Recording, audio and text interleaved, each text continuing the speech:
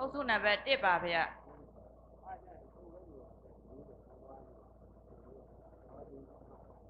မေခွန်းတေချာနာထောင်ပါမေခွန်းနံပါတ်1လူတို့ဤတက်တန်း6သောင်းတန်းမှာပွင့်တော်မူကြသောဘုရားရှင်တို့ဤဘွဲ့တော်ကိုပြောပြပါရှင်ဝဒနဲ့ဝိတ္တပူပါဗျာမေခွန်းနံပါတ်2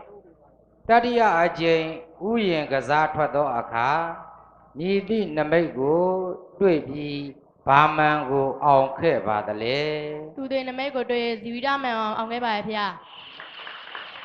မေခွန်းနံပါတ်3အလောင်းတော်သည်မိခင်ဝမ်းတွင်၌ရက်ပေါင်းညီမြကြာအောင်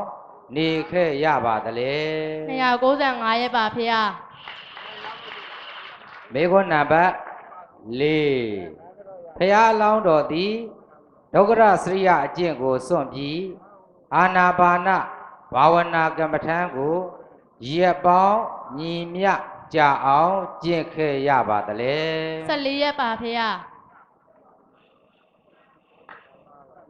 မေခွန်းနံပါတ်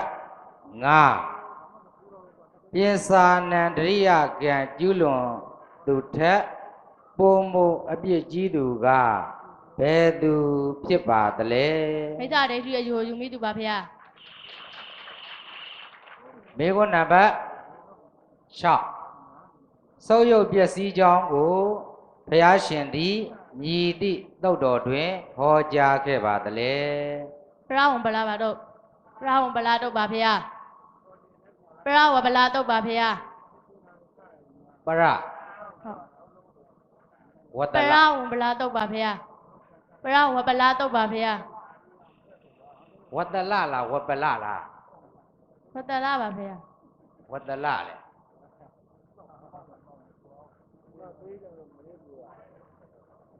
မေခွန်းနံပါတ်9စိတ်မီယာနှလုံးအကြည်ယုတ်ကိုပါဠိလိုမြည်သည့်ယုတ်ဟုခေါ်သနည်း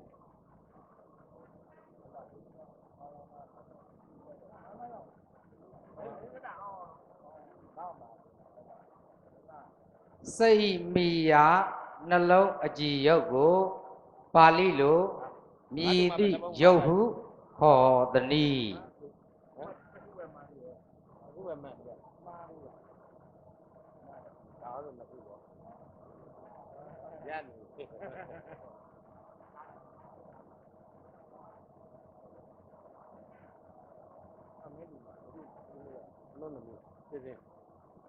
မသိပါဘူးဗျာ